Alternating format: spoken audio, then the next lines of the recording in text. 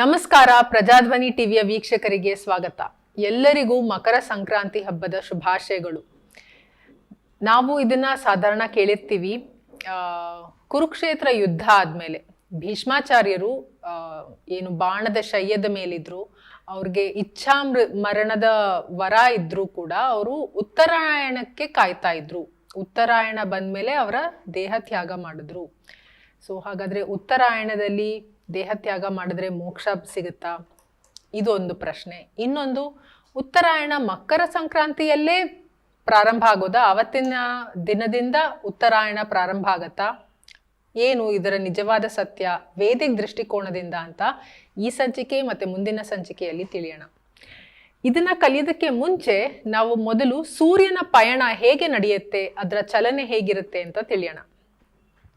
ಸೂರ್ಯನ ಚಲನೆ ಅರ್ಥ ಮಾಡ್ಕೋಬೇಕು ಅಂದ್ರೆ ಇದು ನಾನು ಹೇಳ್ತಾ ಇರೋದು ವೇದಿಕ್ ಕಾಸ್ಮಾಲಜಿ, ಅಂದ್ರೆ ನಮ್ಮ ಮಾಡರ್ನ್ ಸೈನ್ಸ್ ಪ್ರಕಾರ ಅಲ್ಲ. ಶ್ರೀಮದ್ ಭಾಗವತಂ ಅಲ್ಲಿ ಹೇಗೆ ವೇದಿಕ್ ಕಾಸ್ಮಾಲಜಿ ಭೂಮಂಡಲವನ್ನ ಒಂದು ಫ್ಲಾಟ್, ಒಂದು ತಟ್ಟೆ ಆಕಾರದಲ್ಲಿ ಹೇಗೆ ಅದನ್ನ ವರ್ಣನೆ ಮಾಡಿದೆ, ಆ ರೀತಿಯಲ್ಲಿ ಅದನ್ನ ಜಿಯೋಸೆಂಟ್ರಿಕ್ ಮಾಡೆಲ್ ಅಂತ ಹೇಳ್ತಾರೆ. ಸೊ ಆ ಜಿಯೋಸೆಂಟ್ರಿಕ್ ಮಾಡೆಲ್ ಪ್ರಕಾರ ಹೇಳ್ತಾ ಇರೋದು. ಇದು ಯಾವುದೇ ತರಹದ ಹೀಲಿಯೋಸೆಂಟ್ರಿಕ್ ಮಾಡೆಲ್ ಅಲ್ಲ. ಹೀಲಿಯೋಸೆಂಟ್ರಿಕ್ ಅಂದ್ರೆ ಈಗ ನಾವೇನು ಶಾಲೆಯಲ್ಲಿ ಕಲಿತೀವಿ, ಸೂರ್ಯ ಮಧ್ಯ ಇದ್ದು ಅದ್ರ ಸುತ್ತ ಬೇರೆ ಎಲ್ಲ ಗ್ರಹಗಳು ಸುತ್ತಾ ಇದೆ, ಭೂಮಿನೂ ಸುತ್ತಾ ಇದೆ ಸೂರ್ಯನ ಸುತ್ತಲೂ, ಅದು ಹೀಲಿಯೋಸೆಂಟ್ರಿಕ್ ಮಾಡೆಲ್. ಸೊ ಅದು ವೇದಿಕ್ ಪ್ರಕಾರ ಸತ್ಯ ಅಲ್ಲ, ನಿಜವಲ್ಲ ಅದು.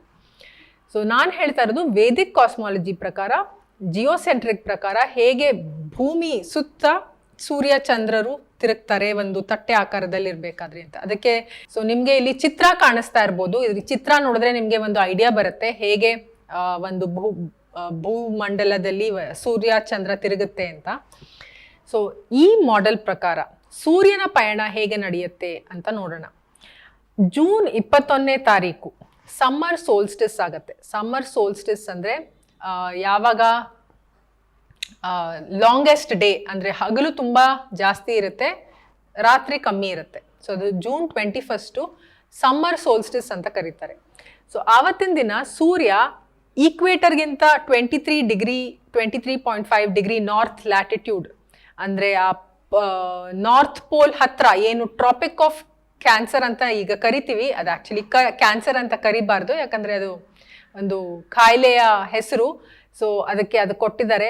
ಆದ್ರೆ ಟ್ರಾಪಿಕ್ ಆಫ್ ಕರ್ಕ್ ರಾಶಿಯಿಂದ ಅವರು ತಗೊಂಡಿರೋದು ಕ್ಯಾನ್ಸರ್ ಅಂತ. ಸೊ ಕರ್ಕ್ ರಾಶಿಗೆ ಸಂಬಂಧಪಟ್ಟಂತೆ ಟ್ರಾಪಿಕ್ ಆಫ್ ಕರ್ಕ್ ಏನಿದೆ ಅಲ್ಲಿ ಅದ್ರ ಮೇಲೆ ಡೈರೆಕ್ಟ್ ಆಗಿ ಅದ್ರ ಮೇಲೆ ಇರುತ್ತೆ ಸೂರ್ಯನ ಕಿರಣ ಅದ್ರ ಮೇಲೆ ಬೀಳುತ್ತೆ. ಅದು ನಾರ್ದರ್ನ್ ಮೋಸ್ಟ್ ಪಾಯಿಂಟ್, ಅಂದ್ರೆ ಉತ್ತರದ ತುಂಬಾ ಹೈಯೆಸ್ಟ್ ಪಾಯಿಂಟ್ ಅಲ್ಲಿ ಸೂರ್ಯನ ಕಿರಣ ಅಲ್ಲಿರುತ್ತೆ. ಅಲ್ಲಿಂದ ಜೂನ್ 21 ಇಂದ ದಕ್ಷಿಣಕ್ಕೆ ಪಯಣ ನಡೆಯುತ್ತೆ. ಅಂದ್ರೆ ಟ್ರಾಪಿಕ್ ಆಫ್ ಕೇಪ್ರಿಕಾನಿಯಲ್ಲಿದೆ, ಈಕ್ವೇಟರ್ಗಿಂತ 23.5 ಡಿಗ್ರಿ ಸೌತ್ ಲ್ಯಾಟಿಟ್ಯೂಡ್ ಅಲ್ಲಿ. ಹೊರಗಡೆಯನ್ನ ಸುತ್ತ ಸರ್ಕಲ್ ಏನಿದೆ ವೃತ್ತಾಕಾರ ಚಿತ್ರದಲ್ಲಿ ನಿಮ್ಗೆ ಏನ್ ಕಾಣ್ತು, ಅದು ಟ್ರಾಪಿಕ್ ಆಫ್ ಕೇಪ್ರಿಕಾನ್. ಸೊ ಅದರ ಕಡೆ ಪಯಣ ಮಾಡುತ್ತೆ ಜೂನ್ 21 ಇಂದ. ಇಲ್ಲಿಂದ ಅಲ್ಲಿಗೆ ಹೋಗೋದಕ್ಕೆ, ಟ್ರಾಪಿಕ್ ಆಫ್ ಕರ್ಕ್ ಇಂದ ಟ್ರಾಪಿಕ್ ಆಫ್ ಕೇಪ್ರಿಕಾನ್ ಹೋಗೋದಕ್ಕೆ 6 ತಿಂಗಳು ಬೇಕು. ಅದನ್ನ ದಕ್ಷಿಣಾಯನ ಅಂತ ಕರೀತಾರೆ, ಯಾಕಂದ್ರೆ ಅದು ದಕ್ಷಿಣದ ಕಡೆ ಹೋಗ್ತಾ ಇರುತ್ತೆ.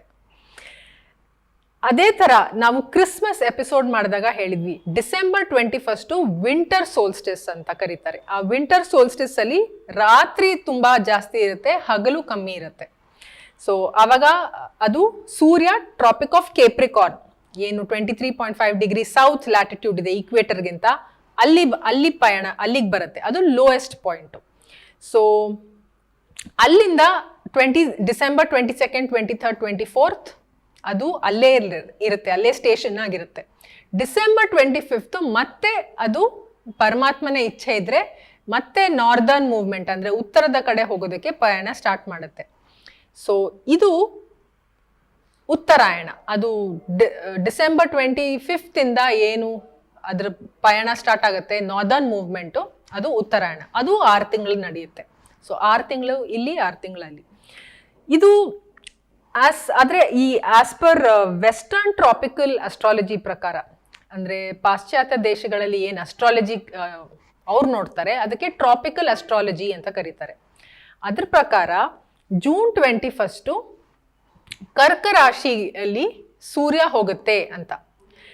ಆದ್ರೆ ವೇದಿಕ್ ನಮ್ಮ ಭಾರತ ದೇಶದ ವೇದಿಕ್ ಸೈಡಿಯರಿಯಲ್ ಅಸ್ಟ್ರಾಲಜಿ ಪ್ರಕಾರ ಜೂನ್ 21 ಕರ್ಕ ರಾಶಿಗೆ ಅದು ಹೋಗಲ್ಲ.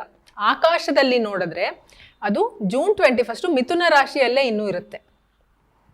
ನಮ್ಮ ಪ್ರಕಾರ ನಮ್ಮ ವೇದಿಕ್ ಸೈಡಿರಿಯಲ್ ಅಸ್ಟ್ರಾಲಜಿ ಹೇಗೆ ಇದನ್ನ ಗಮನಿಸುತ್ತೆ ಅಂದ್ರೆ, ಆಕಾಶದಲ್ಲಿ ಯಾವ ತರ ಮೂವ್ಮೆಂಟ್ ಆಗ್ತಾ ಇರುತ್ತೋ ಅದ್ರ ಪ್ರಕಾರ ವೇದಿಕ್ ಅಸ್ಟ್ರಾಲಜಿ ಇರೋದು. ವೆಸ್ಟರ್ನ್ ಅಸ್ಟ್ರಾಲಜಿ ಯಾವ ತರ ನೋಡುತ್ತೆ ಅಂದ್ರೆ, ಅವರು 4 ಫಿಕ್ಸ್ಡ್ ಪಾಯಿಂಟ್ಸ್ ನ ಮಾಡಿದ್ದಾರೆ. June 21, September 21, December 21, March 21. ಈ 4 ಪಾಯಿಂಟ್ಸ್ ಅಲ್ಲೇನೆ ಅವ್ರಿಗೆ 4 ಸೀಸನ್ಸ್ ಬರೋದು: ಸಮ್ಮರು, ವಿಂಟರು, ಆಟಮು, ಸ್ಪ್ರಿಂಗು. ಸೊ ನಾವೆಲ್ಲ ಏನು ಸಣ್ಣ ವಯಸ್ಸಲ್ಲಿ ಇದ್ದಾಗ ಸನ್ ಸೈನ್ ನೋಡ್ತಾ ಇದ್ವಿ. ಸನ್ ಸೈನ್ ಪೇಪರಲ್ಲಿ ಬರುತ್ತಲ್ಲ ಸನ್ ಸೈನು. ಲೈಕ್ ಮೇಷರಾಶಿ ಅಂದ್ರೆ ಮಾರ್ಚ್ 21 ಇಂದ ಏಪ್ರಿಲ್ 19 ಆ ಪೀರಿಯಡ್ ಅಲ್ಲಿ ಅವಧಿಯಲ್ಲಿ ಯಾರು ಹುಟ್ಟಿರ್ತಾರೋ ಅವ್ರು ಮೇಷರಾಶಿಯವರು. ಆ ಥರ ಏನು ನೋಡ್ತಾ ಇದ್ವಿ ಅದೆಲ್ಲ ಸನ್ ಸೈನ್. ಅದು ನಮ್ಮ ನಮ್ಮ ವೇದಿಕ್ ಪ್ರಕಾರದ ಲೆಕ್ಕಾಚಾರ ಅಲ್ಲ ಅದು. ಸೊ ಅದು ಆಕ್ಚುಲ್ ಆಗಿ ಆಕಾಶದಲ್ಲಿ ಯಾವ ತರ ಚಲನೆ ನಡೀತಾ ಇರುತ್ತೆ ಆ ಥರ ಇಲ್ಲ ಅದು. ಸೊ ಹಾಗಾಗಿ ನಾವು ಅದನ್ನ ಪರಿಗಣನೆಗೆ ತಗೊಳ್ಳಲ್ಲ. ನಮ್ಮ ಪ್ರಕಾರ ಸೂರ್ಯ ಕರ್ಕ ರಾಶಿಗೆ ಪ್ರವೇಶ ಮಾಡೋದು ಜುಲೈ 16ನೇ ತಾರೀಕು ಅಥವಾ ಜುಲೈ 15, 16 ಆ ಥರ. ಮಕರಕ್ಕೆ ಯಾವಾಗ ಪ್ರವೇಶ ಮಾಡುತ್ತೆ ಅಂದ್ರೆ ಜನವರಿ 15. ಅದನ್ನೇ ಮಕರ ಸಂಕ್ರಾಂತಿ ಅಂತ ಕರಿತೀವಿ. ಅದೇನೋ ಕರೆಕ್ಟು. ಉತ್ತರಾಯಣ ಅಂದ್ರೆ ದೇವತೆಗಳ ಹಗಲು, ದಕ್ಷಿಣಾಯನ ಅಂದ್ರೆ ದೇವತೆಗಳ ರಾತ್ರಿ. ಆದ್ರೆ ಈ ಉತ್ತರಾಯಣ ದಕ್ಷಿಣಾಯನ ಇರೋದು ಈ ಮಕರ ಸಂಕ್ರಾಂತಿ ಅಥವಾ ಕರ್ಕ ಸಂಕ್ರಾಂತಿ ಮೇಲೆ ಅವಲಂಬಿಸಿರೋದಲ್ಲ.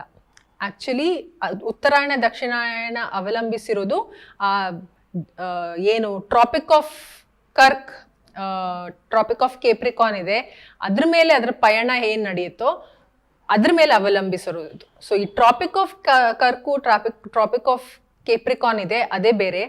ಕರ್ಕ ರಾಶಿ, ಮಕರ ರಾಶಿ ಏನಿದೆ ಅದೇನೇ ಬೇರೆ. ಸೊ ಇದೆರಡು ಬೇರೆ ಬೇರೆ. ಅದನ್ನ ಮಿಕ್ಸ್ ಮಾಡಿರೋದ್ರಿಂದ ಈ ಕನ್ಫ್ಯೂಷನ್ ನಮ್ಮಲ್ಲಿ ಈಗಲೂ ಇದೆ. ಸೊ ನಾವು ತಪ್ಪಾಗಿ ಅರ್ಥ ಮಾಡ್ಕೊಂಡಿರೋದು ಏನು ಅಂದ್ರೆ, ಮಕರ ಸಂಕ್ರಾಂತಿ ಯಾವಾಗ ಆಗುತ್ತೋ ಆವಾಗ ಉತ್ತರಾಯಣ ಪ್ರಾರಂಭ ಅಂತ. ಆದ್ರೆ ವೇದಿಕ್ ಪ್ರಕಾರ, ನಿಜವಾದ ವೇದಿಕ್ ಪ್ರಕಾರ, ಪುರಾತನ ವೇದಿಕ್ ಪ್ರಕಾರ ಡಿಸೆಂಬರ್ 25ನೇ ತಾರೀಕು ಯಾವಾಗ ಅದು ಪುನಃ ನಾರ್ದರ್ನ್ ಟ್ರಾನ್ಸಿಟ್ ಮೂವ್ಮೆಂಟ್ ಸ್ಟಾರ್ಟ್ ಆಗುತ್ತೆ, ಆಕಾಶದಲ್ಲಿ ನೋಡ್ಬೋದು, ಅದನ್ನ ಗಮನಿಸ್ಬೋದು, ಆವಾಗಿಂದ ಉತ್ತರಾಯಣ ಸ್ಟಾರ್ಟ್ ಆಗುತ್ತೆ. ಸೊ ಈಗಾಗಲೇ ಉತ್ತರಾಯಣ ಸ್ಟಾರ್ಟ್ ಆಗೋಗಿದೆ. ಸೊ ಉತ್ತರಾಯಣ ಇರೋದು ಡಿಸೆಂಬರ್ 25 ಇಂದ ಆಲ್ರೆಡಿ ಪ್ರಾರಂಭ ಆಗೋಗಿರೋದು. ಸೊ ನಿಜವಾದ ಉತ್ತರಾಯಣ ಮಕರ ಸಂಕ್ರಾಂತಿಯಲ್ಲ ಅಂತ ಈ ಸಂಚಿಕೆಯಲ್ಲಿ ನಿಮಗೆ ತಿಳಿಸ್ತಾ ಇವತ್ತಿನ ಸಂಚಿಕೆ ಇಲ್ಲೇ ಮುಗಿಸ್ತಾ ಇದ್ದೀನಿ. ಮತ್ತೆ ಮುಂದಿನ ಸಂಚಿಕೆಯಲ್ಲಿ ಉತ್ತರಾಯಣದಲ್ಲಿ ಮರಣ ಹೊಂದಿದ್ರೆ ನಮಗೆ ಮೋಕ್ಷ ಸಿಗೋದು ನಿಜಾನಾ ಅಂತ ಆ ಪ್ರಶ್ನೆಗೆ ನಾವು ಉತ್ತರವನ್ನ ನೋಡೋಣ. ಅಲ್ಲಿಯವರೆಗೆ ಧನ್ಯವಾದ.